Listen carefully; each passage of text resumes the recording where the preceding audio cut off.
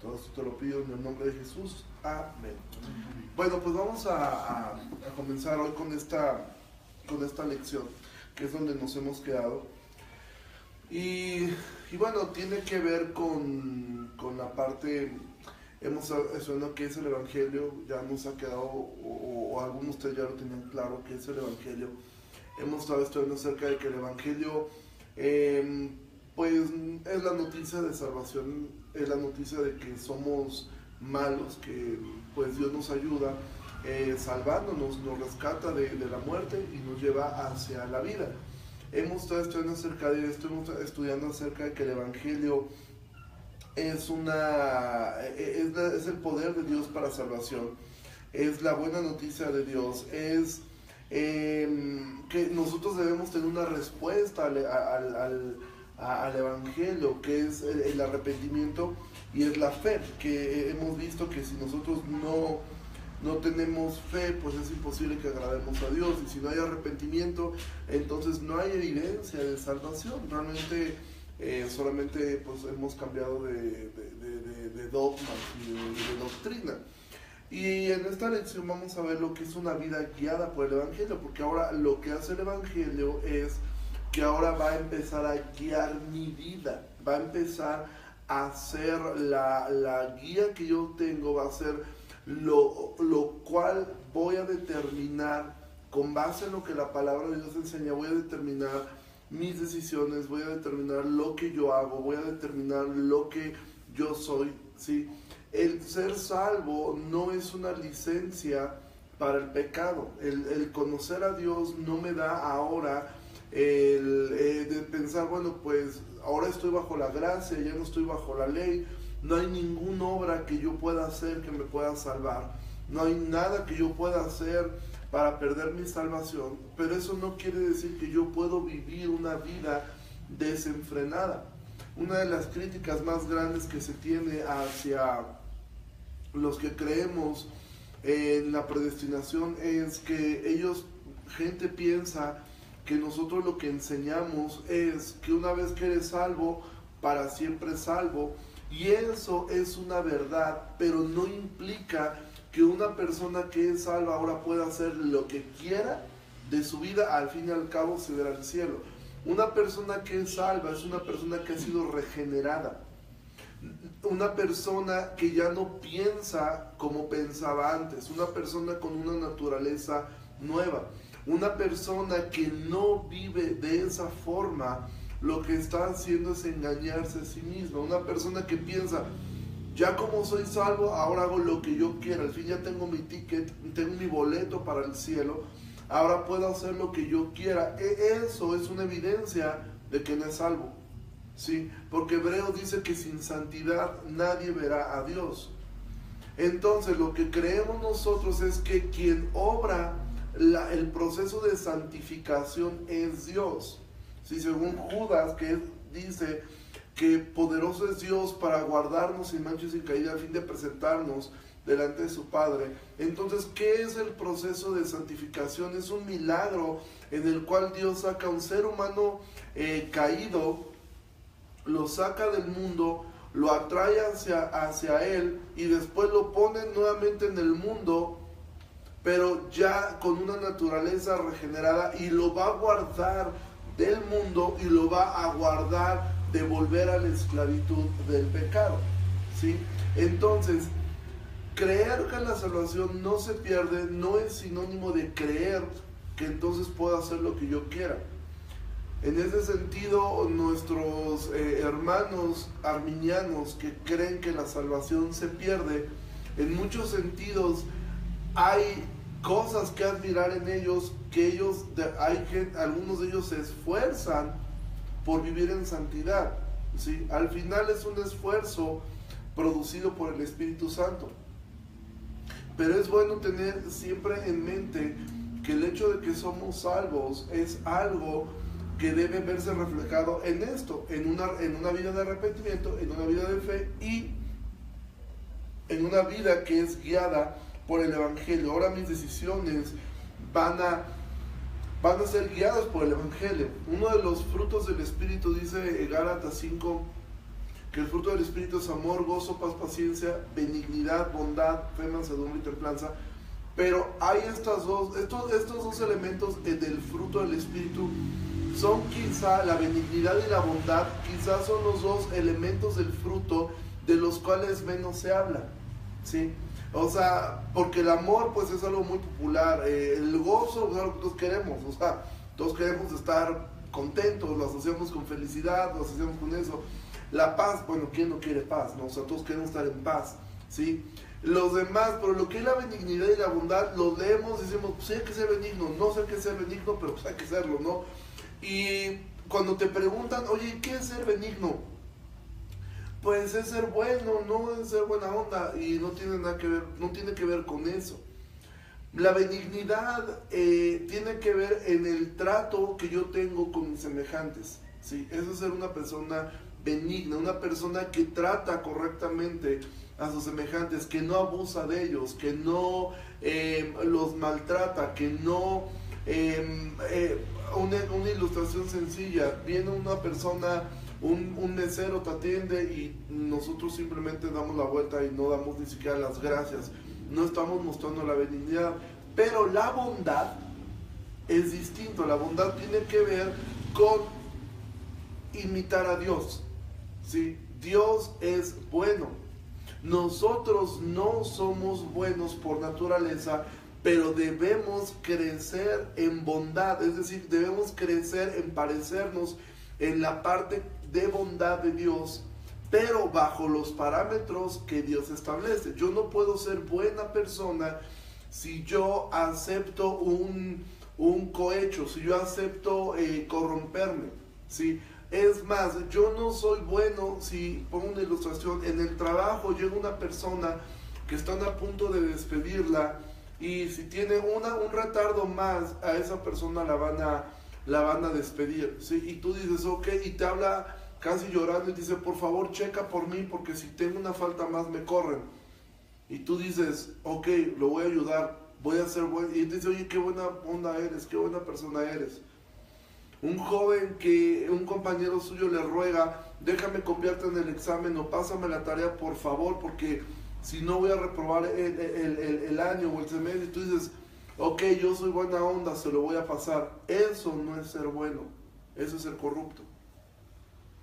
Aunque el resultado sea bueno, lo importante en el cristianismo no es solamente el fin, sino también el proceso, ¿sí? O sea, aquí los medios no justifican el fin, ¿sí? Aquí los medios tienen que ser correctos y el fin evidentemente debe ser correcto, aunque a nuestros ojos no lo parezca. Vuelvo a la ilustración que puse. Imaginen que por no dejar que me copie un compañero reprueba. ¿Fue bueno para él? Él no lo va a ver de esa forma, pero sí fue bueno para él, ¿sí? Fue bueno, aunque esa persona te termine detestando, pero para él le va a hacer bien entender que no puede vivir de esa forma y lo vas a ayudar a esto. Entonces la bondad tiene que ver con cómo me guío yo con el Evangelio, ¿sí? Cómo es que yo dejo que el Evangelio guíe mis decisiones, que ahora tengo una vida que es guiada por el Evangelio, que es guiada por lo que la palabra de Dios enseña y no por lo que yo supongo que está bien. ¿Sí me explico? Yo puedo suponer que pasarle la clave de Netflix a todos, pues no es malo, ¿sí? Eso es lo que yo puedo suponer, pero resulta que la Biblia te dice que te sujetes y obedezcas lo que está establecido, ¿sí? Y entonces eso es robar. Pero yo puedo pensar, ¿qué tiene de malo? En la apariencia nada, pero en el fondo mucho tiene de malo. Entonces mis decisiones ya no están basadas en lo que yo supongo, sino que están basadas en lo que el Evangelio me indica. El Evangelio lo que me enseña es que yo por naturaleza soy malo, pero me enseña que Dios es soberano, ¿sí? Que Dios es santo, que yo, como habíamos dicho, yo soy pecador, ¿sí? El pecado demanda un castigo.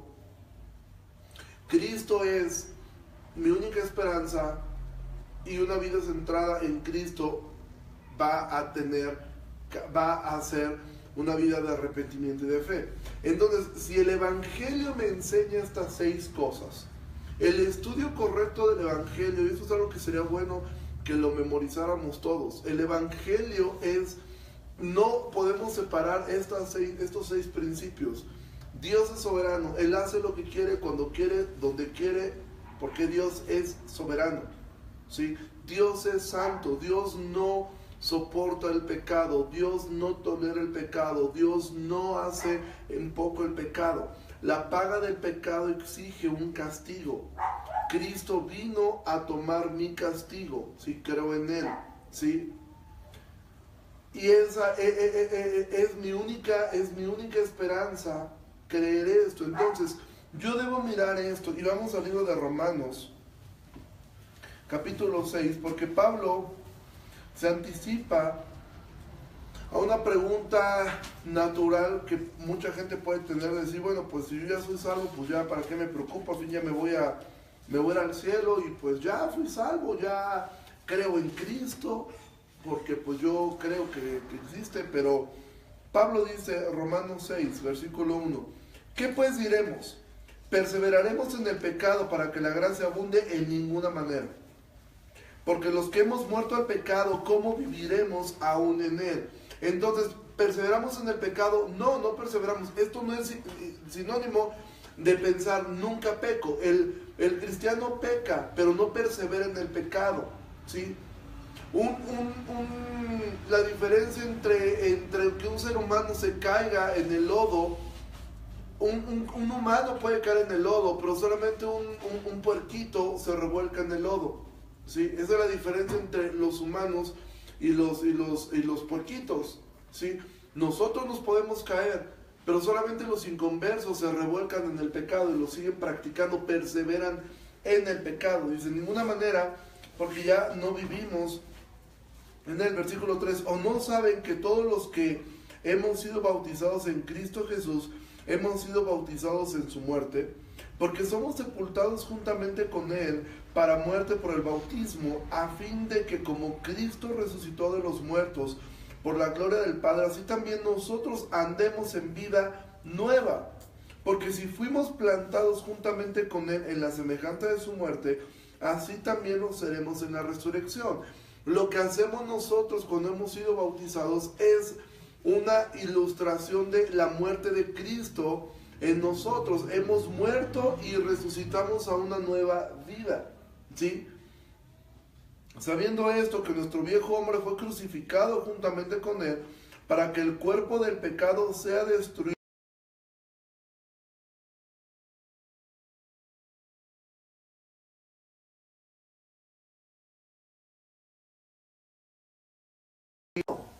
¿sí? Si morimos con Cristo, creemos que también viviremos con Él, sabiendo que Cristo, habiendo resucitado de los muertos, ya no muere. La muerte no se enseñorea más de Él. Porque en cuanto murió el pecado, murió una vez por todas, mas cuanto vive, para Dios vive. Así también ustedes considérense muertos al pecado, pero vivos para Dios en Cristo Jesús, Señor nuestro. No reine pues el pecado en su cuerpo mortal, de modo que lo obedezcan de sus concupiscencias, ni tampoco presenten sus miembros al pecado como instrumentos de iniquidad. Nuevamente Pablo dice, no reine, ¿sí? El cristiano no está bajo el reino del pecado, no persevera en el pecado, ¿sí? No quiere decir que no peca, sencillamente ya el pecado no reina en él. Dice, ustedes mismos como a Dios como vivos de entre los muertos, y sus miembros a Dios como instrumentos de justicia.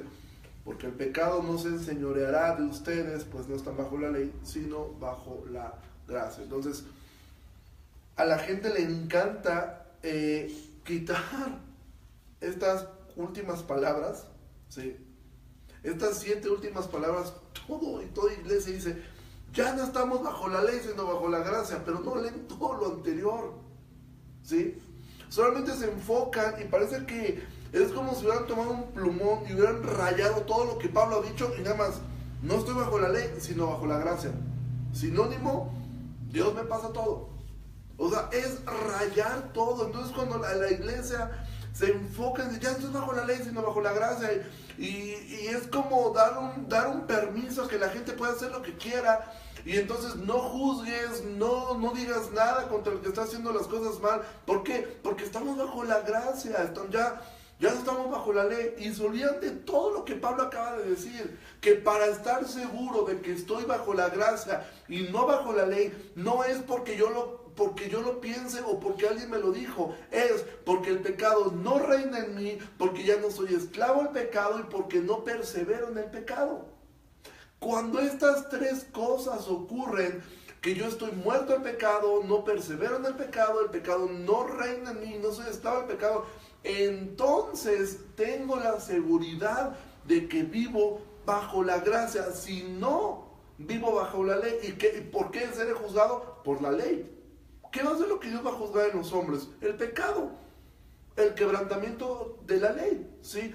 Porque una persona que no cree en Cristo, entonces tendrá que ser juzgada bajo la ley. Entonces Dios lo que va a hacer es decir, tú mentiste, tú robaste, tú adulteraste, tú fornicaste, tú asesinaste, tú chismeaste, tú codiciaste, tú fuiste avaro, tú tal y tal y tal, y va a acumular y acumular y acumular. Esa es la diferencia con nosotros.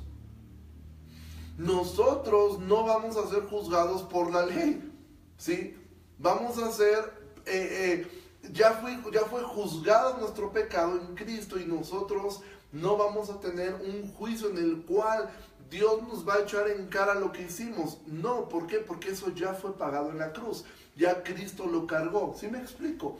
Entonces cuando la gente dice es que ya vivimos bajo la gracia, no bajo la ley, como es una forma de decir, no seas tan metódico, o sea, no seas tan duro, no seas tan extremista, pues ya vivimos bajo la gracia, o sea, hay eso de orar tanto, eso de leer la Biblia, eso de tomar tan en serio las cosas. Pues bueno, somos cristianos, pero no hay que fanatizarnos, no hay que ser tan duros con la gente, hay que buscar la apertura para podernos llevar bien entre católicos, entre mormones, y bueno, pues no hay que ser tan duros con todo el movimiento homosexual. Pues ¿quiénes somos nosotros para juzgar? He visto situaciones de gente que se dice ser cristiana que no confronta estas situaciones, al contrario, pastores reconocidos o gente que no son pastores pero están presidiendo iglesias que no son iglesias, al momento de preguntarles acerca de la homosexualidad les tiembla la voz, se ponen nerviosos, sudan, no saben cómo dar una respuesta políticamente correcta que no ofenda a los homosexuales, pero que al mismo tiempo tenga en paz a los cristianos. Y unos de plano han dicho, yo no sé qué va a pasar con ellos, no, yo no sé porque yo no soy Dios, y el que juzgue es Dios, yo no juzgo, ¿sí? Cuando la Biblia nos manda a nosotros a juzgarlo todo, ¿sí? O sea, y a poder discernir entre lo bueno y lo malo, y la única forma que tú disiernes entre lo bueno y lo malo es haciendo juicios, ¿sí? O sea, pensando bíblicamente. Entonces, el asunto está en que tú ves a hombres que tienen terror de decir la homosexualidad es un pecado, ¿sí? Y más que aparte de ser un pecado, es una abominación, porque así lo describe la Biblia. Dice, abominación a Jehová es el que se echa con hombres. Es una abominación, porque va completamente contra natura. ¿Es un pecado peor que los demás? No lo es, en el sentido de que yo igual peco con otras áreas, ¿sí? A mí me han preguntado gente, bueno, y si llegara gente homosexual a la iglesia, ¿qué haremos? Lo mismo que hacemos con todos los demás. Escucha el evangelio. Su pecado no es peor que el de un borracho, que el de un adicto, que el de un adúltero. No es peor. ¿Cuál es la diferencia? ¿O por qué la iglesia debería tomar una postura más radical contra todo lo que tiene que ver con la homosexualidad? Porque no hay marchas de adúlteros pidiendo que se legalice su adulterio, o que no los juzguen por ser adúlteros. No hay marchas exigiendo su derecho a poder tener pues varias amantes. No hay una marcha de ladrones exigiendo su derecho a poder tomar lo que no es suyo. No las hay. Pero si hay marchas de gente exigiendo que les dejen en paz para poder casarse con gente del mismo sexo y aún adoptar. ¿Sí me explico? Por eso es que es tan puntual sobre ese pecado. No es que sea peor que los demás, pero es que ellos quieren que llamemos a lo malo bueno. Y eso es lo que la Biblia nos dice, no llames a lo malo bueno. ¿Sí? No podemos decir que eso no es, eso es parte de lo que es una vida guiada por el Evangelio. Una vida guiada por el Evangelio me hace entender que yo no puedo ser cobarde. Obviamente de repente miramos extremos. Hay un video por ahí de un pastor chileno que en un programa de televisión sacó una bandera, la bandera que ellos la bandera que ocupan el movimiento gay, se la puso como tapete y fue una agresión directa. Y yo no creo que eso es un exceso, o sea, porque ya es la Biblia dice que todo lo que hagamos, o sea, no lo hagamos por contienda, no lo hagamos por vanagloria, ¿sí? Que siempre debemos mostrarnos afables y toda esta parte, ¿no? Pero sí frontales, ¿sí? O sea, firmes en ese sentido. Yo creo que Dios en su soberanía permitió esto, ¿sí? O sea, mucha gente se espantó de lo que hizo este pastor. Bueno, yo definitivamente creo que aunque la forma como lo hizo no es la correcta, pero mostró más valor que muchísimos otros pastores que les tiembla la voz para decir eso, evaden el tema y al final quedan como aquí todos estamos bien, ¿sí? Muchos pastores que tienen terror a decir abiertamente y ni siquiera mencionan pecado, ¿sí? Escuchaba a Jesús Adrián Romero decir en una entrevista, bueno, nosotros sí creemos que el homosexual, yo soy una persona que cree lo que la iglesia tradicionalmente e históricamente ha creído respecto a la homosexualidad, y yo creo que yo me apego a esa forma tradicional de la iglesia, yo no estoy promoviendo esto, y yo creo que la unión de homosexuales es errar al blanco. Para mucha gente eso es, ¿qué quiso decir? O sea, si estás convencido, dilo abiertamente. Yo me apego a lo que no la iglesia dice, a lo que la Biblia dice. Y la Biblia dice que es un pecado. Yo sé que la palabra pecado viene de la palabra, de una palabra en griego que significa errar al blanco, ¿sí? Pero es ese miedo de decir pecado. Ese terror de decir infierno, ese terror de decir está mal. Entonces le rebusco a la manera más suave, más tal. John MacArthur dice, si la verdad ofende, deje que ofenda. La gente ha vivido ofendiendo a Dios toda su vida. Si la verdad los ofende, que los ofenda. Esto no quiere decir que se le va a decir a gritos, ni a golpes, ni haciendo actos que llaman con la intención de herir. Pero la verdad en sí misma, o sea, no era necesario que este pastor pusiera una bandera de agredir visualmente. La pura verdad iba a ofender a todas las personas que están ahí, ¿sí? Pero es importante, esa es una vida guiada por el Evangelio, una vida que no tiene temor del hombre, tiene temor de Dios. Y Jesús dijo, no tengan temor del hombre, porque el hombre no puede matar el cuerpo, pero no puede tocar el alma. Dijo, tengan miedo de Dios, que sí puede destruir su alma en el infierno, ¿sí? Y esto va para aquellos que ven a Jesús como un Jesús que nunca dijo este tipo de cosas. Jesús habló del infierno mucho. Entonces, amados, una vida guiada por el Evangelio es una vida que tengo el valor de confrontar a un amigo y decirle, estás mal. Tu vida no refleja a Cristo. Y si Él me responde, yo estoy bajo la gracia, ¿entiendes eso? ¿Entiendes que estar bajo la gracia es sinónimo de que no perseveras en el pecado no reina en ti, el pecado no es tu amo y tu Señor? Eso es estar bajo la gracia. Si tú estás en pecado, estás bajo la ley, aunque tú creas que estás bajo la gracia, ¿sí?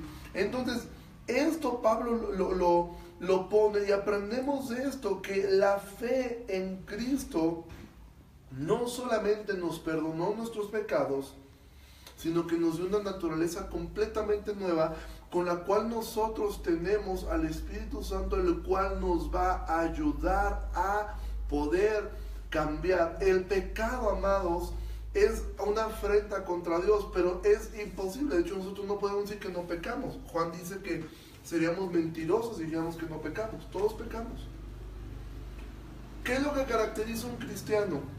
Lo que caracteriza a un cristiano no es su incapacidad para pecar. Yo tengo la misma capacidad de pecar que cualquier persona. La misma. ¿Sí? Yo tengo la misma capacidad de hacer las peores aberraciones y puedo llegar a caer en eso. ¿Sí? Y uno pensará, pero es que ¿cómo podemos pensar eso? La Biblia dice que Cristo firme, mire que no caiga. Y si David cayó y asesinó a un tipo siendo un hombre conforme al corazón de Dios, pues yo no puedo decir, yo nunca voy a caer. ¿Cuál es la diferencia entre un cristiano y un no cristiano? Lo que caracteriza al cristiano no es su incapacidad para pecar, es su capacidad para arrepentirse. Y esa capacidad es dada por el Espíritu Santo. David, cuando fue confrontado en su pecado, lo aceptó. Tardó, porque la verdad es que tardó, ¿sí?, en aceptar el pecado que había cometido. Tuvo que ser confrontado. Pero otros hombres jamás lo hicieron. ¿Qué diferencia hay entre David y Saúl? ¿Sí?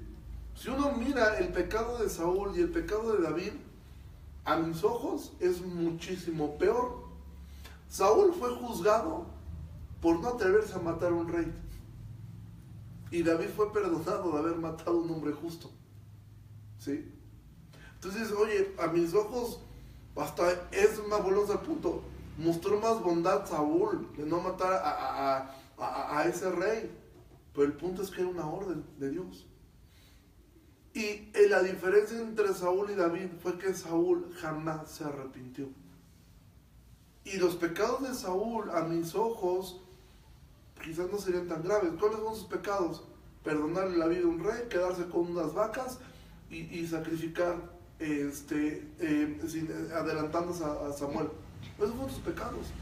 ¿Cuáles fueron los pecados de David? Mentir, fornicar, asesinar, controlar la situación y después el orgullo que mostró cuando censa al pueblo. O sea, aparentemente a mis ojos es peor. Igual o lo mismo. Lo que caracteriza a un hijo de Dios no es que no peca, es que se arrepiente. Entonces el arrepentimiento es este regalo que Dios nos dio para poder volver hacia Él.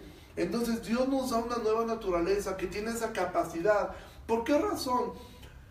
Hay gente que dice, ¿por qué el infierno es eterno? ¿Por qué la gente que está en el infierno va a estar ahí para siempre? Y mucha gente dice, oye, yo creo que el que llega al infierno, pues ahí se va a arrepentir, ¿no? Hay gente, una vez escuché a un predicador bien intencionado, él tenía una buena intención en su enseñanza, pienso yo, pero mal enfocado. Él decía, si no te arrepientes ahora, te vas a arrepentir toda tu vida en el infierno. No es cierto, ¿sí? Jesús contó la historia del rico y Lázaro, y en el rico jamás vas a ver una gota de arrepentimiento.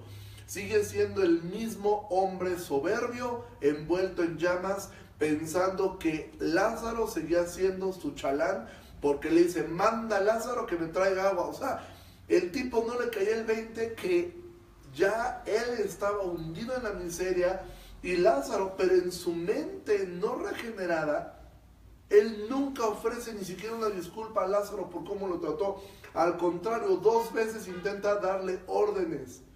Y no solamente a él, a Abraham, ¿sí? Manda a Lázaro que haga esto, manda a Lázaro que le hable a mis hermanos. Como por qué Lázaro, en la lógica humana, tendría que bajar a quemarse con él para llevarle agua. O por qué tenía que enfrentar a los hermanos que lo maltrataron. Pero en la lógica del incrédulo, no cambia. Y el infierno no va a hacer que cambie. De hecho, el infierno es eterno porque la gente nunca se arrepiente. Si hubiera una sola persona en el infierno que se arrepintiera, saldría de ese lugar. El asunto es que nunca se van a arrepentir. La gente que esté en ese lugar, toda la eternidad estará pensando que es injusto que estén ahí. Nunca reconocerán lo que hicieron mal, porque a sus ojos va a haber gente en el cielo que eran peores que ellos, ¿sí? Nunca se van a arrepentir. Y por eso es que es eterno, porque nunca van a mostrar arrepentimiento. ¿Y por qué no lo muestran? Porque el arrepentimiento es una capacidad que solamente el Espíritu Santo puede dar. Eso es. La regeneración es algo que Dios obra en el cristiano. Entonces, ¿cómo sé que Dios me ha regenerado? Cuando yo acepto que he fallado, reconozco mi pecado, confieso mi pecado y me alejo de mi pecado. Entonces ahí sé que Dios ha hecho una obra en mí. ¿Cómo puedes evaluar? No trates de evaluar tu cristianismo en, es que peco mucho, porque tengo que ser honesto. Hay áreas en la vida que son difíciles de vencer. Tenemos áreas débiles en nuestra vida con las cuales luchamos constantemente y luchamos, y algunas quizá van a tardar años y dices, es que no puedo lograr vencer, me cuesta trabajo, me esfuerzo, oro, le pido a Dios, le ruego a Dios porque me ayude con esto, y vez tras vez caigo y fallo. Bueno, no es que no peco, es que reconozco siempre que lo hago, ¿sí? Volví a caer, no con un aire de me vale, ¿sí? No con un aire de cinismo, de que pues ya lo voy a regar y pues ni modo, no, si Dios me perdonó, perdónenme todos, no. Pero sí con una humildad de decir, estoy luchando y cada vez me voy a esforzar más y más y más y más en luchar contra esta adicción. Pongo una ilustración. Hace varios años conocí a un adolescente que estaba luchando con la pornografía. Él me dijo, estoy luchando con la pornografía y ya no aguanto, sé que está mal porque eso me han llevado a otros pecados, no sé qué hacer. Y que necesitas arrepentirte, ¿sí? Eso es lo que necesitas hacer. Y si, ¿cómo lo hago? Bueno, confiesa tu pecado delante de Dios, ya lo estás hablando, ¿sí? Y ahora empieza a tomar medidas. Jesús dijo, si tu mano te hace ocasión de caer, córtatela. No te estoy diciendo que te cortes la mano, lo que te estoy diciendo es, saca la computadora de tu casa, ¿sí? O sea, nunca háblalo con tus padres, confiésalo a tu papá, dile, te estoy viendo pornografía, quiero que me ayudes. Y a partir de ahora, por favor, nunca me permitas que yo tenga mi computadora, mi celular, solo en mi cuarto. O sea, no me permitas que lo tenga yo acá, solo. Siempre que esté en casa, que yo tenga la computadora donde quien pase pueda ver lo que estoy viendo. Y lo hizo, ¿sí? Lo hizo. Al poco tiempo regresó y me dijo, lo hice y sigo teniendo problemas. Y le dije, ¿y ahora en dónde estás mirando? Pues es que saliendo de la escuela me voy a los cibers, o sea, me meto a los internets públicos y he caído, ya no tantas veces, pero lo sigo haciendo. Y le dije, ¿qué crees que es lo que tienes que hacer? Dice, pues, no sé. Y dije, pues tienes que luchar contra eso. Me dice, pero pues es que, ¿qué hago? Camina. Si tienes dinero, me dice, es que me gasto el dinero del camión viendo eso. Pues entonces, camina, hijo, ¿sí? Tendrás que aprender a caminar. Y entonces él habló con sus padres para que no le dieran dinero, a fin de que él únicamente, aunque quisiera, no tendría cómo hacerlo. Y fue una lucha en él durante bastante tiempo, pero nunca dejó de confesar su pecado y cada vez se esforzaba más y más y más y más, ¿sí? Hasta que esa área fue menguando y fue menguando y fue menguando. El asunto, repito, no es que ya caí y ya la regué, no, o sea, todos tenemos áreas débiles en nuestro carácter. Hay gente que minimiza el carácter, pero dice, airaos pero no pequéis. Minimizamos, a veces pensamos que bueno, la pornografía, el adulterio son pecados terribles, la mentira es un pecado terrible, ¿sí? Y constantemente, a lo mejor hay gente que lucha con eso. El asunto no es que no va a caer, el asunto es que no deje de luchar con eso y lo confiese delante de Dios primeramente y también delante de la gente, y disciplinarse. ¿Sabes qué? Volví a decir una mentira, no fue así como lo dije, ¿sí? No era así, exageré, no es verdad, ¿sí? No es verdad lo que te dije, perdón, ¿sí? Y eso es esforzarme, e ir creciendo, ¿no? Y él una vez me dijo, pues qué bueno que no llegué a sacarme el ojo, ¿no? Porque pues era la última opción, no sacarme el ojo. Pero de verdad, o sea, Jesús, aunque no estaba diciendo háganse tuertos y eso, pero finalmente Jesús dijo, es mejor entrar tuerto al cielo que irse entero al infierno, ¿sí? Entonces, ¿qué es? Voy a cortar todo lo que me haga caer, ¿sí? Hay gente que lo que necesita cortar aún es su trabajo. Si el trabajo, el ambiente del trabajo me está haciendo caer, me está haciendo alejarme de Dios, salte del trabajo, ¿qué voy a hacer? Algo harás, Dios te proveerá, pero si eso te está haciendo caer y no has podido vencer eso, pues entonces, obviamente antes de cortar con el trabajo, pues corta con amistades, corta con esto, corta, pero si ni aún así se puede y el trabajo es un área de pecado, pues salte del trabajo, ¿sí me explico? Porque la Biblia nos lleva a eso, por eso el versículo 11 dice, así ustedes considérense muertos al pecado, pero vivos para Dios, es decir, yo debo considerarme muerto, no debo pensar, es que yo sigo luchando con esto, es que yo, pues esto, aquello. Nosotros constantemente decimos que somos pecadores, y sí lo somos, ¿sí? Pero somos pecadores perdonados y pecadores en un proceso de santificación. Pablo nos enseña que hemos muerto al pecado, que mi viejo hombre fue crucificado, que he sido liberado del pecado y que pasó de muerte a vida. Entonces, ¿qué debo hacer? Creer esto, ¿sí? Creerlo, confiar en la obra de Cristo en la cruz, confiar plenamente en Él, reconocer mi debilidad ante el pecado, ¿sí? Y reconocer que yo no puedo con eso, ¿sí? A veces pensamos esto. Comúnmente yo recuerdo que todos los congresos o campamentos de jóvenes que yo llegué a ir alguna vez en mi vida, como joven adolescente, de verdad, no estoy exagerando, todos los congresos de jóvenes que yo fui, o a campamentos que yo asistí de jóvenes, en todos por lo menos uno de los oradores hablaba de David y Goliat. O sea, esa era la historia favorita de los predicadores para los jóvenes, ¿no? Cómo David agarró las piedritas y venció a un gigante, ¿no? Y tú puedes vencer al gigante, y tú eres fuerte. Y ese es el problema del cristiano. Que el cristiano cree que él es David en la historia, ¿sí? Y nosotros creemos, yo soy David, te agarro mis piedras y voy a tumbar al gigante, ¿sí? Pero es que resulta que eso que está enfrente, sí, el único que coincide en poner tipos, ¿sí?, del Antiguo Testamento es esto. Sí, Goliat representa al diablo, representa el pecado, representa lo malo. De ahí en fuera todos los papeles están mal puestos, ¿sí? Yo no soy David, Cristo es David. ¿Quién soy yo en esa historia? Saúl, el cobarde, el pecador y el que no sabía qué hacer con eso y el que no podía enfrentar eso y que dependía de otra persona para salir del problema. Ese es mi papel. El papel de nosotros es el de Saúl, el de David, ¿sí? Y Cristo es quien vence lo que nosotros no podíamos vencer. Y ese es el papel que nos toca a nosotros, ¿sí? Pero si yo me siento David, ¿qué ocurre? Que me doy cuenta que el gigante me da y me vuelve a dar y no puedo, por más que yo declaro, por más que amarro al diablo, por más que decreto, pues me doy cuenta que sigo en lo mismo.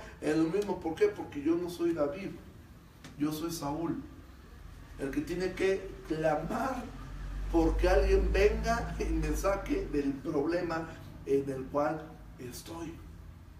Entonces viene Cristo y vence fácilmente y sin problemas lo que para mí me era imposible. Entonces, si David no dejó atalantado a Goliat, le cortó la cabeza, lo dejó completamente inhabilitado para hacer daño. Y eso es lo que Cristo hizo con el poder de la muerte, con el poder de Satanás sobre nuestra vida. Lo dejó completamente inhabilitado. Entonces yo debo confiar en eso. Debo confiar en que Cristo logró la victoria que yo no podía lograr. Y Cristo logró lo que en mis fuerzas yo no podía lograr. Él lo logró. Y entonces corro confiadamente a Él, corro ante el trono de su gracia. Y cada que caigo voy confiadamente, no cínicamente. No decir, pues ya la voy a regar, nos vemos Dios. Pues ya, si ya sabes cómo era, ¿para qué me salvas? No me vuelvo cínico, pero me vuelvo confiado en que Él me ama, Y que si Él me ordena a mí perdonar 70 veces 7, ¿cuántas más no me perdonará Él? ¿Sí? Si Él me ordena a mí, que soy carne, que soy hombre, y que soy malo, y que soy pecador, me ordena perdonar 70 veces 7, que no es que llevo, ok, son 70 veces 7, son 490, esta persona ya van como 320, nomás quedan poquitas, no, 70 veces 7 era una expresión coloquial, era un hebraísmo que significa perdona siempre, o sea, era como para nosotros cuando decimos de 1000, 8000, ¿sí? O sea, N cantidad de veces perdona, o sea, infinitamente perdona. Entonces, si Dios me ordena a mí, me manda a mí perdonar de esa forma, ¿cuánto más yo debo confiar en que Él me va a perdonar a mí? Cuando escucho, y esta semana platicaba yo con una persona que me decía, es que me cuesta trabajo, yo hice cosas terribles en mi vida pasada y a mí me cuesta mucho trabajo perdonar, o sea, me cuesta mucho trabajo creer que Dios me ha perdonado, y eso constantemente me da bajones, eso constantemente, pues yo le echo ganas, pero después me acuerdo de las cosas que hice, o me encuentro gente a la cual yo le hice daño, y me da el bajón, porque me cuesta trabajo creer que Dios ya me perdonó. Y yo le dije, pues quizá la respuesta que le voy a dar no sea la más tierna, pero creo que le va a ayudar. Su problema es su problema es de soberbia. Y se quedó como, pero ¿por qué al contrario? O sea, me siento mal. Sí, usted es mamá. Yo le pregunto a usted, ¿hay algo que sus hijos pudieran hacerle a usted que usted no se lo perdonara? No, yo a mis hijos les perdonaría todo. Le repito, su problema es soberbia. Usted cree que es más buena que Dios. Usted cree que si tiene la capacidad de perdonar a sus hijos cualquier cosa, pero que usted duda que Dios pueda perdonarle a usted. Su problema es soberbia. Usted cree que es más buena que Dios. Porque Dios perdona casi todo, pero usted sí le puede perdonar a todos sus hijos. Si usted es una hija de Dios, Dios le va a perdonar 100 veces. La Biblia dice que el justo cae 7 veces y 7 veces será levantado. La Biblia dice que por más torpes que seamos, no nos extraviaremos. Y la Biblia nos da ejemplos a muchos. De hecho, no tenemos un solo ejemplo de un hombre perfecto aparte de Jesús. De ahí en fuera, todos los ejemplos que tenemos es un hombre traidor, un hombre que tenía dudas, ¿sí? Un hombre que asesinó, un hombre que era un orgulloso como Pablo, un hombre que era un asesino. Esos son los ejemplos que tenemos en la Biblia, esos son los héroes de la fe, ¿sí? Dentro de esos, y yo algún día podré compartir acerca de Sansón, ¿sí? La gente que duda de la predestinación de Sansón, el ejemplo de Sansón es el ejemplo más claro de que Dios, cuando predestinó a una persona, la va a salvar, va a enfrentar sus consecuencias, ¿sí? Pero cuando yo veo a Sansón entre Samuel y David en el libro de Hebreos, digo, ¿cómo llegó ahí? Y que el libro de Hebreos dice que el mundo no era digno de ellos, e incluye a Sansón en la lista. Y tú dices, Sansón, si Sansón por su culpa quemaron a su primera esposa, mataron a su suegro, se metió con prostitutas, engañó a sus padres, se metió con una mujer, se enamoró de una mujer filistea, le importó poco todo. Pero al final dice la Biblia que el mundo no era digno de él. ¿Por qué? Porque su fe estuvo al final en Dios. Y al final se vuelve un ejemplo a la inversa de Cristo. Un hombre débil que se hace fuerte para matar a sus enemigos. Y Cristo, siendo fuerte, se hizo débil para salvar a sus enemigos. ¿Sí? Entonces es la diferencia entre Sansón y Jesús. Y pues que Jesús es un mejor Sansón. Porque aunque Sansón libertó a su pueblo de esa forma, siendo débil, se hace fuerte para matar a sus enemigos. Cristo, siendo fuerte, se hizo débil para salvar a sus enemigos. Entonces, amados, en la vida guiada por el Evangelio, es la vida que me va a llevar a poder mirar una y otra y otra y otra vez que el Evangelio me va llevando, me va empujando, me va alentando, me va haciendo cada vez a renovar mi mente, de decir, yo no pertenezco al mundo de las tinieblas, no tengo por qué permanecer ahí. Este viernes voy a predicar en una reunión que me invitaron, y me toca predicar acerca de la resurrección de Lázaro. Aunque no me va a tocar la parte que me hubiera gustado predicar, pero bueno, me va a tocar la primera parte de la historia. Pero muchos creyentes viven como Lázaro dentro de la tumba, ¿sí? ¿En qué momento recibió la vida Lázaro? Cuando Jesús, en el momento que salió de la tumba, o que le quitaron las vendas. No, en el momento que Jesús dijo, Lázaro, sal fuera, en ese momento él recibió la vida. Pero ¿qué ocurre? No sabemos cuánto tiempo, por lo que entendemos, no pasó mucho tiempo. Pero no dijo Jesús, Lázaro, despiértate, muchachos, métanse para sacarlo, ¿sí? No, Lázaro, sal fuera. ¿Tú imaginas por un instante a Lázaro abriendo los ojos, no poderse mover, pero si había escuchado la voz, la orden de Jesús, sal fuera? No fue vive solamente, fue sal, sal. Ya tenía vida. Y Lázaro, ¿qué me pasó? Estoy soñando. No, él tenía una orden, sal, porque ya estás vivo. Ya estás vivo. ¿Cómo? No sé si salió arrastrándose, no sé si salió brincando, no sé cómo habrá salido Lázaro. Pero de que salió, salió. Y cuando sale dice, desatadle, quítenle las vendas, ¿sí? El punto muchos es que Dios ha dado vida, pero el hombre parece que ahí sigue metido a eso, en esa condenación, en esas cosas, y eso lo lleva a esa vida constante. Ahora, ¿qué ocurre? Dios disciplina a sus hijos, ¿sí? Dios disciplina a sus hijos, y el ejemplo que podemos ver de la disciplina que Dios tiene con sus hijos lo puedes ver en Hechos capítulo 5, con la historia de Ananías y Zafira. Y la disciplina de Dios puede ser aún morir, ¿sí? Cuando Dios dice, es mejor, ya, salte de aquí, ¿sí? Pablo lo dice en Corintios, de la gente que tomaba la cena del Señor en poco, dice, por eso es que algunos de ustedes ya duermen.